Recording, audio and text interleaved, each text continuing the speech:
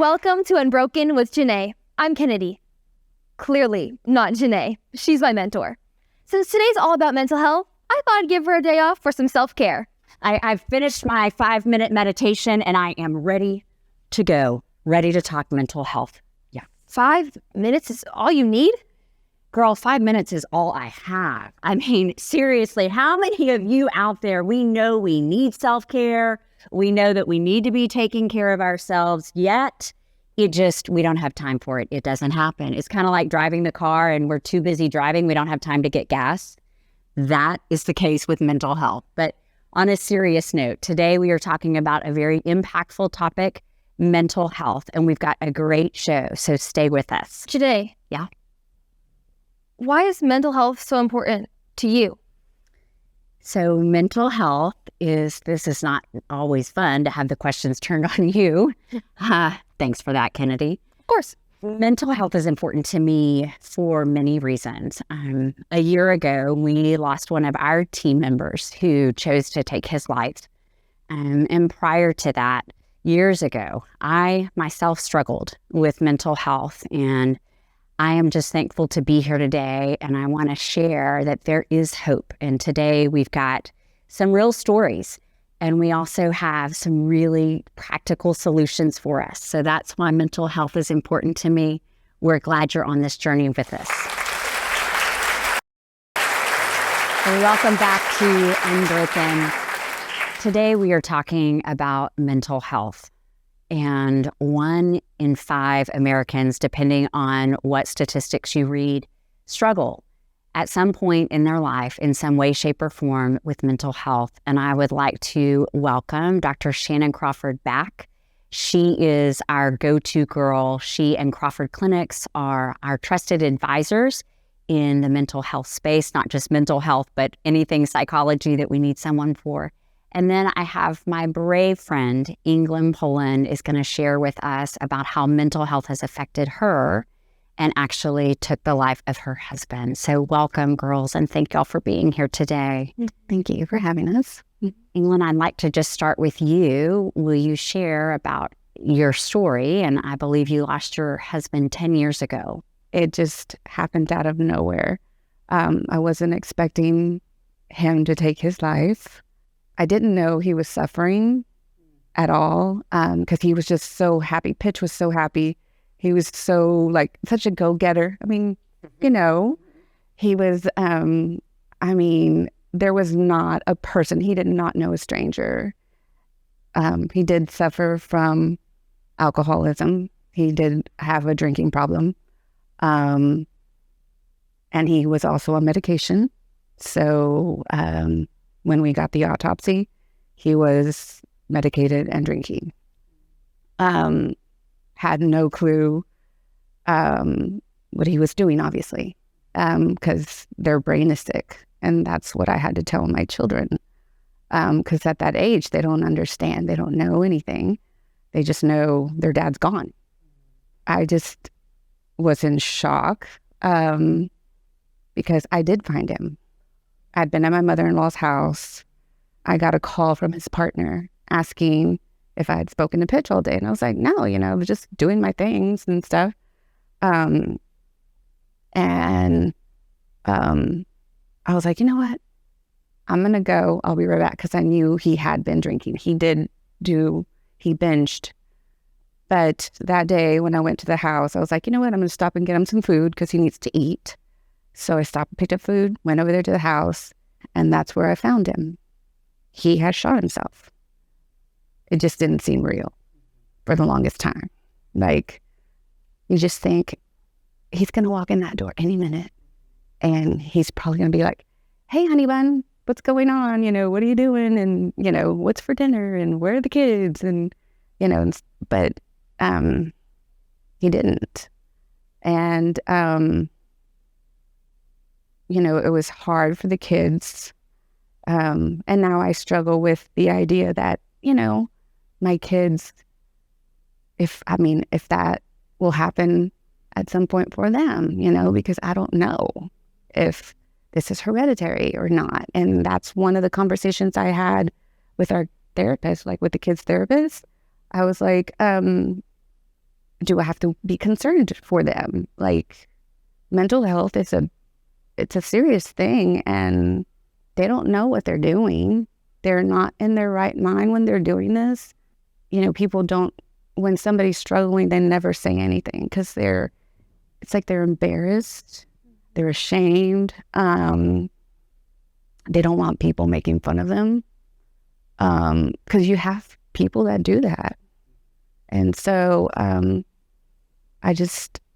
that's getting through this has been a lot of therapy for all of us, mainly my daughter and I, because I did go through a long time where I had like a fog in my eyes, and I couldn't see. Like, it's just a life-changing experience that I wish upon no one ever. And it's just the amount of support that we've had from friends and family has been wonderful. The whole experience is something that will always be with me. And I just, like, you see it, like, and I want to say maybe, like, it's kind of crazy to say this, but maybe even like 2 years ago, maybe 3 years ago, I was reliving it again, and the whole experience. And I was just like, I'm not right. And so I had to reach out again to my therapist and say, I need you. Yeah. And I did have to get three different therapists for the different stages. Because at first I needed somebody that was there at the time. And then I needed a motherly figure person to tell me everything was gonna be okay. And then I needed the one that was gonna be like, just tell it like it is. Don't sugarcoat for me anymore. I want you to be honest and just, I need you to be direct with me. And so she's been great at that, and she's been getting me through everything and helping me just keep forward, focusing on my kids. And, you know, if it wasn't for my kids, to be honest, I don't even know where I'd be. Because my kids are what got me through it. Because of my kids, I went back to church, and I was mad at God. I was so mad at God. I was like, you know, I did so much, and I was like, you know, I was really involved at church at the time, and helping the children's ministry, you know, helping in other ministries and stuff. And after that happened, I was like, I'm done. I'm not doing anything. And I didn't want to go to church. The kids missed it. And just driving there was hard because I knew I was going to have to walk in, and I was going to be by myself with the kids. Having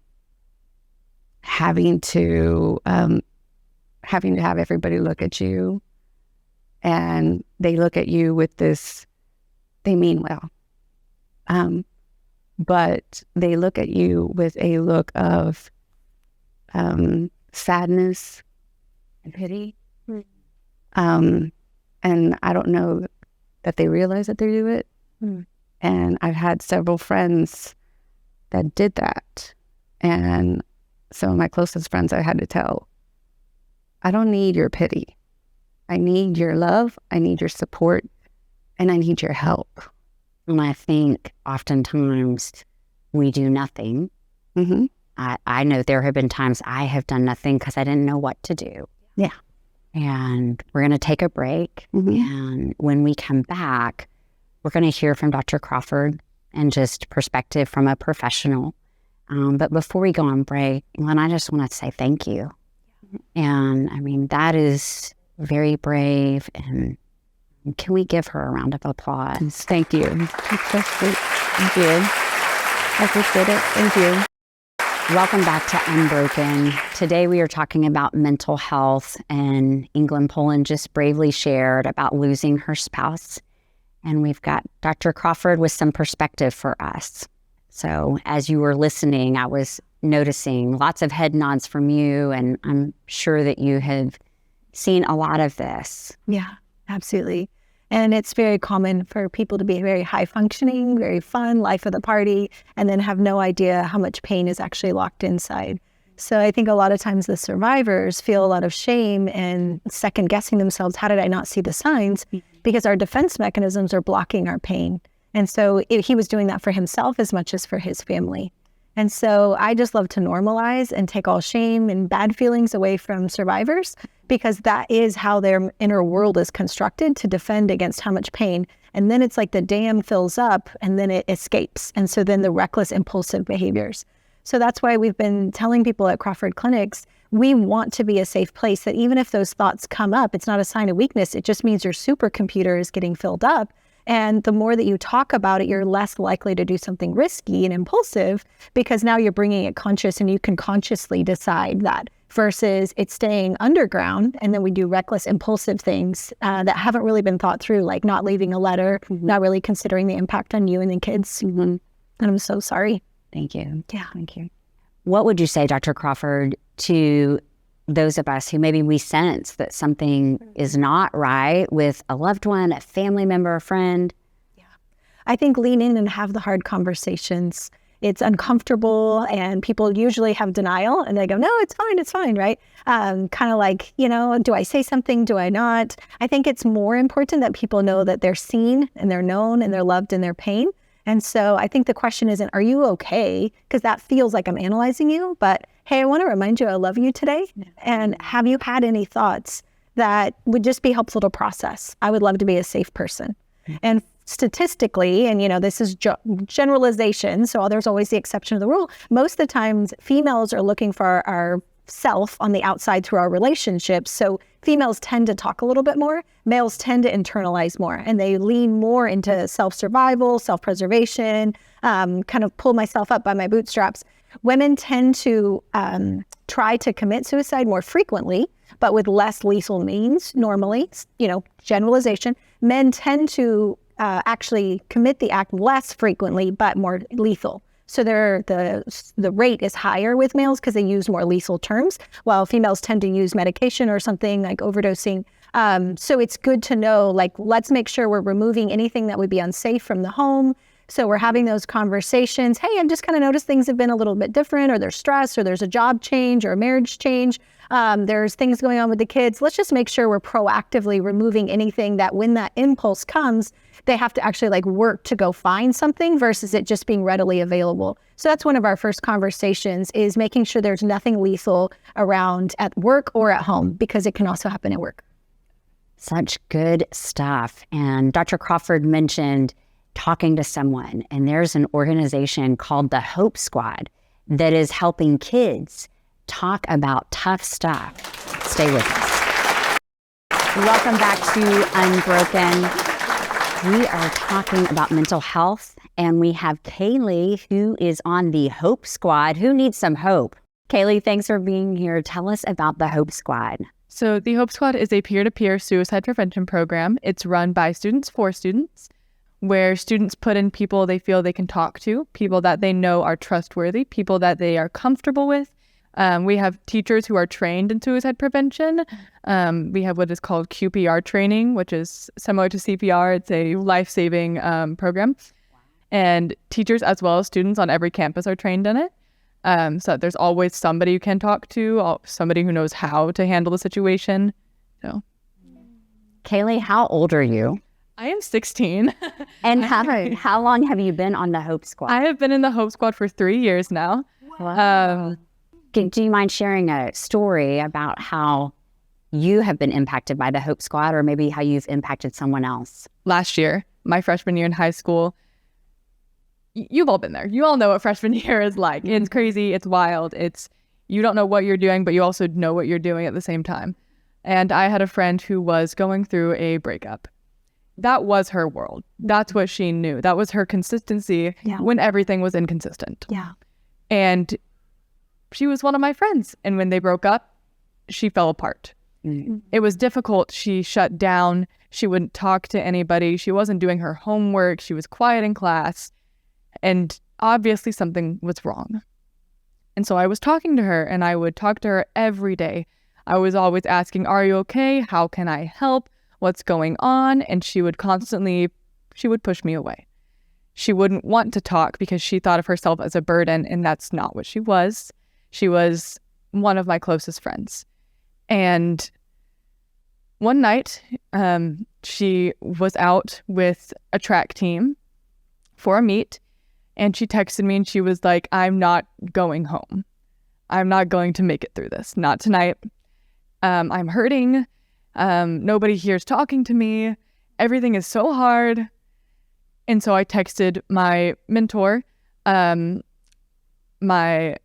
counselor who helped run Hope Squad. Her name is Carrie. And I said, my friend is hurting and I'm scared for her. And she drove there to the meet and she talked to her and she saved her life. Wow. Awesome. Thank you for sharing that. Thank you. Yes. And this is a program that's available at any school. How can we get our schools involved? Talk about it. Just talk about it. Tell a teacher, tell a friend, tell a principal, tell anybody you can that there's an awesome program that is helping to save lives. Yes. It helps save my life. It helps save my friend's life. It can help save your life. And it's here. And you can do it. It's simple. It's easy. It's for everybody. Just talk about it. Mm-hmm. And that is jordanharrisfoundation.org. You can check them out. We're going to take a break. And when we come back, we are going to leave you all with some practical suggestions on how we can help. So if you or someone you know is struggling, we've got some tactical, practical ways to help fight mental illness one step at a time. Welcome back to Unbroken. I hear mental health and I feel like it is such a big topic, and it makes me sometimes feel like there's nothing I can do. And I know that's not the truth. My question is, what is one thing that each of us can do to support mental health in ourselves, in our families, in our friends and communities? Joining us right now is Catherine Cashin. Welcome, Catherine. Catherine is a health and fitness coach. Catherine, what does health and fitness have to do with mental health? Now, just recently, we're getting into studies where a really effective way to combat depression and anxiety is by moving your body. A way to combat anxiety is to build confidence. Confidence is an anxiety killer. And how can you build your confidence? By doing the hard things. And the hardest thing that I know is physical fitness and taxing your body. And that's really something, it's measurable gains. And I think as we get into moving our bodies and creating goals, it's really all up to you. And it's creating a goal, whether it be for walking or resistance training or joining a new class or finding another modality of fitness. I mean, all that is you're creating a goal and you're overcoming it. And it's all up to you, and it's nothing that you can outsource, right? We can outsource going and making our food in the grocery store and dry cleaning, but you cannot outsource exercise. So that is something that is truly dependent on you. And it's a great way to see what you can overcome and to build your confidence. As you get physically fit, you become more mentally fit. And that just builds confidence. It breeds confidence. And you're able to then create other healthy habits, right? Whether it's, again, walking for 10 minutes, then you want to start making your bed every day, and then you want to start eating healthy, and you're taking care of yourself so then you can pour out onto others. And we're not saying that this is a one-hit wonder, oh, everybody go exercise and you'll have good mental health. But what I know for my own life is it was those small steps that over time helped my mental health. Inglan, what would you say? Well, I have to agree with her because I did play tennis and I had to get out and do something. So that did help me because I was moving and, you know, just getting that exercise, the fresh air, the sun, it was good. I I mean, to be honest with you, hitting a ball feels really good. It does. And if you're not into tennis, pickleball is a popular sport right now. Yes. And one of the things I would say is if somebody is feeling like, if you know that they're on medication, like I cannot emphasize how strong I feel about this. If you know they're on medication, please follow up with them because sometimes people don't pay attention. Obviously, they're on this medication for a reason.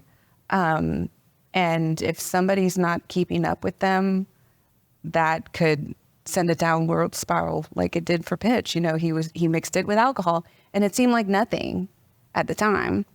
But it became a thing, you know, and I feel very strongly about that. Kaylee, how about you? One thing.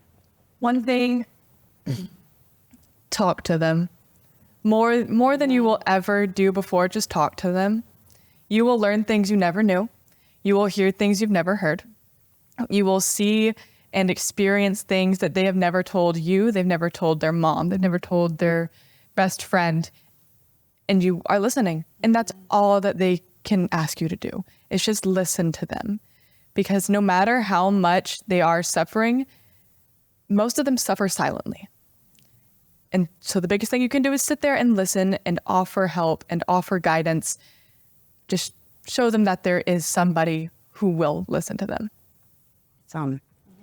Kennedy, how about you? Kennedy is 13, and yet you have had your own experience with a friend struggling with mental health. So what would you say is one thing that we can do?